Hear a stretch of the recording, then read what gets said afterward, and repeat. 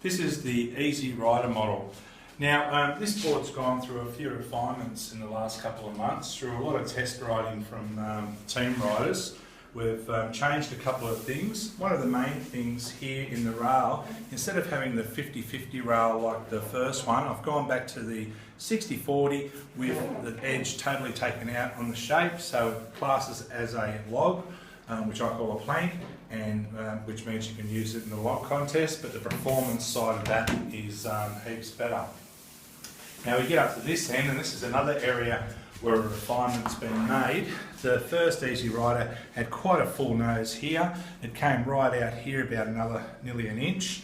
We're just finding with the full-on serious hanging 10, we're just finding that having that there too far forward was just catching on the wall a little bit, and so we brought this back like the other models where the edge here that's into the wave, hanging onto the face of the wave, is just pulled back a little bit and doesn't catch as much and doesn't want to pull you too far up the wave. So that's a positive refinement we've made to this board. Like you do all boards, they're constantly developing.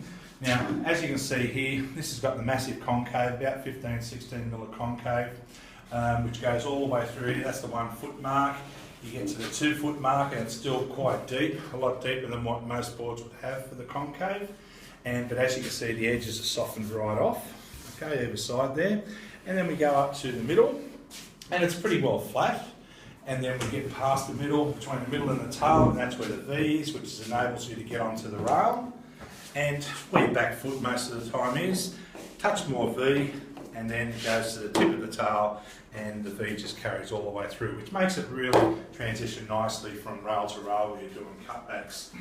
Now, a couple of things about this model. This one was designed, especially, I'll just look it over, especially for people that want a nose ride, okay, and might have a bit of difficulty getting to the nose on a narrower nose. Now this one here has got a 20.5 inch nose. Now, just a bit of shaving dust on there. This one's got the 20.5 inch nose, so that's really wide. So it's a lot of surface area. So when you're going along, ideally on 1, 2, 3 foot wave, and you're not moving real fast, as you move forward on this board, because of the concave underneath where you're standing here, you can actually get to the nose and it's just not going to drop down like some of the narrower noses can do. So if you really want a board that's going to be easy to nose ride on, and hence that's where we got the name from, easyrider, this is definitely it.